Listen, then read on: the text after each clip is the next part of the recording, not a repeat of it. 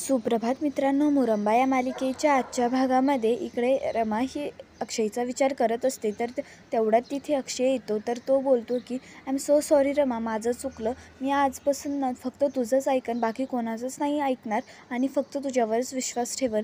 आणि मला हे आत्ता रिअलाईज झालं की मी त्या अथर्ववर विश्वास ठेवत होतो, पण तो कोण आहे अथर्व आणि मी त्याचं एवढं का ऐकतो. तूच माझी आहे फक्त, बाकी कोणीच नाही. म्हणून I am so sorry Rama, मला माफ कर. तर लगेच इकडे रमा ही त्याला मिठी मारते. तर लगेच इकडे एक हेड कॉन्स्टेबल एक मुलगी तिथे येऊन तिला धडक देऊन जाते. तर लगेच ती स्वप्नातून जागी होते.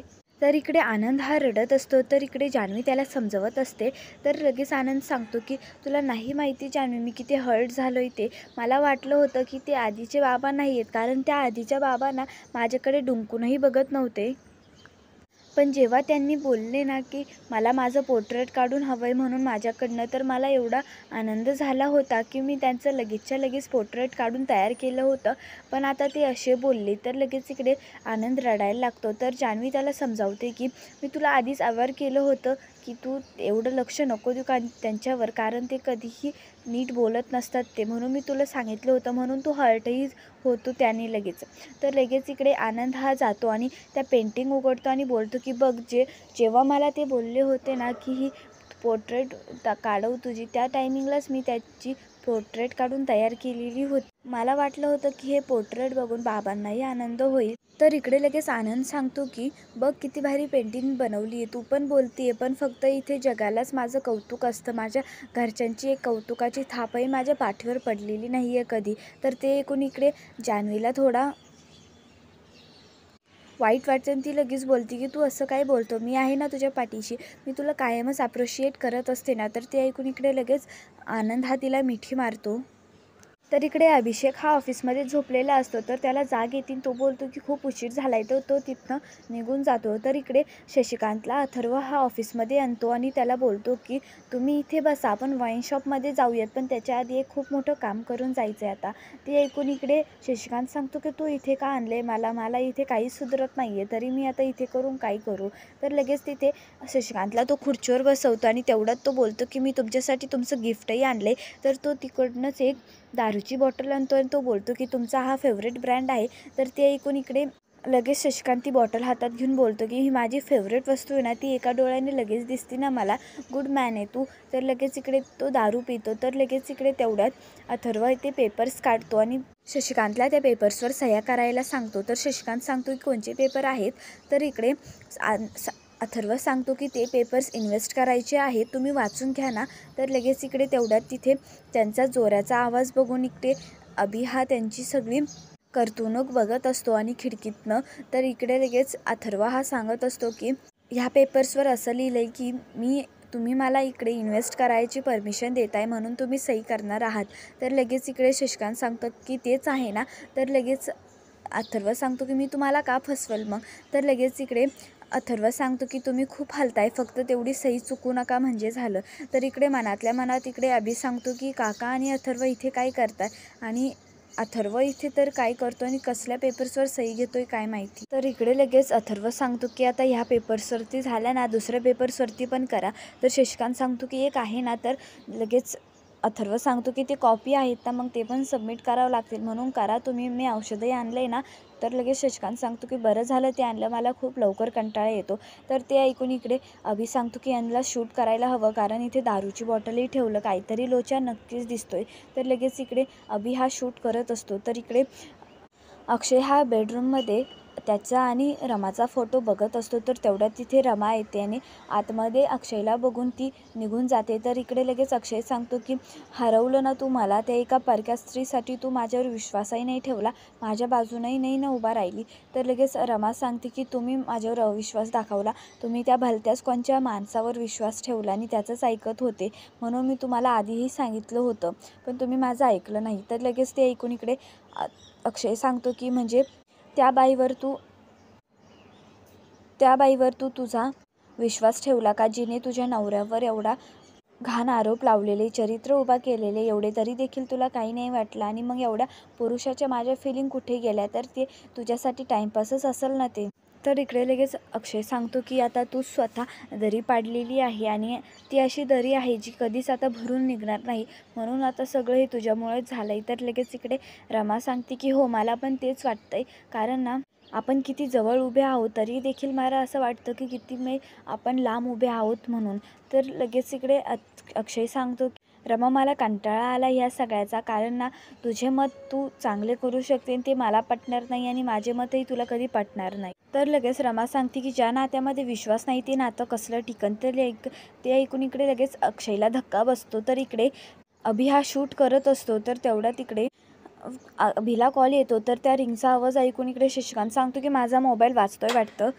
तर अथर्व सांगतो की नाही, तुमचाही नाही वाजत आणि माझाही नाही. तर तेवढ्यातच तिथे अभि हा कॉल उचलत येतो. तर लगेच कॉलवर आरती असते आणि ती सांगत असते की तू बाबा झालाय. तर ते ऐकून इकडे अभि हा कोमात झाला, त्याला खूप आनंद झालेला असतो आणि तो आनंदाच्या भरात शशिकांतला सांगतो की मी बाबा झालेलो आहे आणि तुम्ही आजोबा. तर इकडे शशिकांतलाही खूप आनंद झालेला असतो. तर इकडे लगेच अभि सांगतो की मी बाबा झालो आहे. शशिकांत मुकादम, आता मी लगेच हॉस्पिटलमध्ये जातो आणि आरतीला भेटून येतो. तर लगेच शशिकांत सांगतो की मीही येतो, मला पण बाळाला बघायचं आहे. तर लगेच ते ऐकून इकडे अभि सांगतो की तुम्ही घरच्यांना सांगा आणि लवकरच्या लवकर तुम्ही हॉस्पिटलमध्ये या भेटायला. तर ते बोलून तिथनं अभि हा निघून जातो. तर इकडे अथर्व हा शशिकांतला सांगतो की एवढा तिसराच पेपर राहिला आहे शेवटचा, त्याच्यावर सही करा. तर लगेच शशिकांत सांगतो की आता काही नाही, आता कोणचीच सही नाही भेटणार, कारण मी आजोबा झालो. तर इकडे रमाचा हा कॉल येत असतो. तर कावेरी बोलते की अगं कशी आहे तू. तर लगेच रमा सांगते मी बरी आहे. काय झालं, तू बरी आहे ना, तुझी तब्येत. तर लगेच इकडे कावेरी सांगते की मी बरी आहे गं, मी तुम्हाला दोघांना असा फोन केला की जावई बापू आणि तू इथे येतात का, कारण आपल्या शेजारचे ते दिन्या आणि पिंकी आहे ना, त्यांची इथे पूजा आहे, तर त्यांना तुम्हाला खूप दिवसाचं भेटायचंही होतं. मग ते बोलले की आमची पूजा होईल तेव्हा तुम्हीही पूजेला बसा, म्हणून मी तुम्हाला बोलवलं होतं. तर लगेच रमा ही नकार देत असते. तर लगेच कावेरी सांगते की तू मागच्या वेळेसही नकारच दिला होता, कारण तू तेव्हाही माझं आजारपणाचं ते पुढे केलं होतं. आता तू बोलतीये की ते कामात आहे, तुमचे भांडणं तर वगैरे नाही ना झाले. तर लगेच रमा सांगते की नाही, असं काही नाही आहे, फक्त ते आता कामात आहे म्हणून त्यांना डिस्टर्ब नको करायला, म्हणून नाही बोलते. तर लगेच कावेरी सांगते की मला काय माहीत नाही, तुम्ही येणार आहेत, मी तुमची वाट बघते, लवकरच्या लवकर या. तर लगेच कावेरी ही फोन ठेवते. तर इकडे लगेच रमाला काही सुचत नसतं. तर लगेच मनातल्या मनात रमा सांगते की आईला पण आत्ताच टपकायचं होतं का, नव्हती ना बोलत, पण आलीच मध्ये.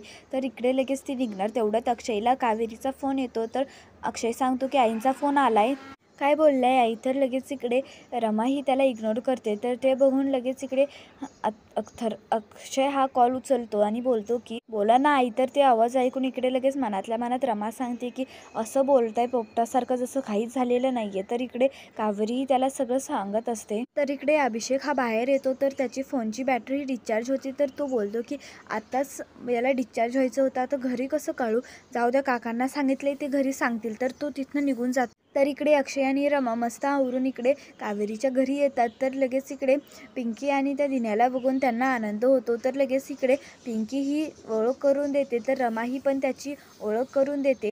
तर इकडे लगेच गुरुजी सांगतात की आता तुम्हाला दोघांनाही, रमा आणि अक्षय, तुम्हाला दोघांनाही इथे पूजाला बसावं लागणार. तर ते ऐकून इकडे लगेच रमा सांगते की आम्हाला का, यांचं नवीन लग्न झालं आहे तर यांची पूजा आहे ना. तर लगेच गुरुजी सांगतात की ह्या पूजेमध्ये असं तत्त्व आहे, जे नवीन जोडीपं असतं त्याला जुनं जोडपंही हवं असतं. तर लगेच तिथे पिंकी सांगते की मलाही तुमचं बघूनच मी लग्न केलं आहे, नाहीतर माझा लग्नावर बिलकुलही विश्वास नव्हता. तर ते ऐकून इकडे रमा आणि अक्षयला धक्का बसतो. तर इकडे पिंकी सांगते की मला आता भाऊजींनाच बघून मला असा विश्वास आला की सगळे पुरुष हे चांगलेच असतात, कारण तूच बघ ना, माझे बाबा किती संशय घेतलेत माझ्या आईवर आणि किती मारले, हातही उचललाय त्यांनी. तर ते कोणीकडे रमाला धक्का बसतो. तर पिंकी सांगते की पण त्या भाऊजींना आणि तुमचं नातं बघून मला लग्न करायचा विश्वास बसला, म्हणून मी लग्न केलं. आणि खरं सांगू का, ते लग्न करून मला असं वाटायला लागलं आहे की मला खरंच खूप चांगला नवरा भेटला आहे आता. तर लगेच इकडे दिन्या सांगतो की हो, तिने पण मला तब्येत सांगितली आहे की तिने जर नीट वळण लावायचे तर फक्त भाऊजींकडनंच करायचं, आणि तसं पण ना, एवढे वस्तीवरचे घर लोकांना राहायला भेटला ते फक्त भाऊजीमुळेच भेटलेत आम्हाला. तर लगेच इकडे अक्षय हा त्याला काही नाही बोलत समजावत असतो. तर इकडे लगेच पिंकी सांगते की आता नवीन नवीन लग्न असलेलं ते कसं एक जुळत त्यांनी प्रेमात असतं, पण ते नंतर पुढे गेल्यानंतर ते कसं करायचं, थोडे सल्ले दे आम्हाला. तर लगेच रमा सांगते की काही नाही, फक्त एकामेकावर विश्वास हवा आणि कोणत्याही मोठ्या परिस्थितीमध्ये तुम्ही दोघंही एकत्र हवेत, म्हणजे ते नातं हे घट्ट राहतं.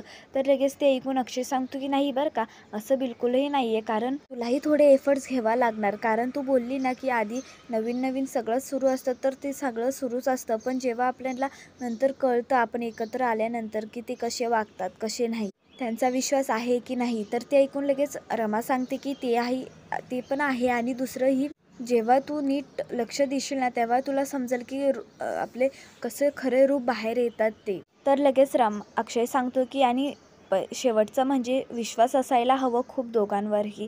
तर लगेच ते ऐकून इकडे रमा त्याच्याकडे बघत म्हणते की हो, तो तर असायलाच हवा. तर इकडे कावेरीही त्यांच्या दोघांकडे बघत असते. तर इकडे लगेच घरी शशिकांत हा येतो, तर इकडे सगळे एकत्र असतात. तर इकडे रमाकांतला हा आरतीचा फोन येतो, तर ते ऐकून इकडे रमाकांत हा कोमात जातो. तर त्याला असं बघून इकडे आयाजी सांगतात की सगळं बरं आहे ना, बाळ बरं आहे ना. तर इकडे रमाकांत हा काहीच सांगत नसतो. तर इकडे अक्षयला कॉल आलेला असतो आणि तो जोरात ओरडून बोलतो की काय. तर लगेच त्याचा तो आवाज ऐकून रमा सांगते की घरी सगळं ठीक आहे ना, काय झालंय. तर लगेच ते ऐकून इकडे अक्षयला पण मोठा धक्का बसतो. का मित्रांनो, खरंच आरतीचं बाळ हे सुखरूप असेल ना, तुम्हाला काय वाटतं ते कमेंटमध्ये नक्की कळवा आणि आपल्या मराठी मावळा चॅनेलला नक्की सबस्क्राईब करा. धन्यवाद.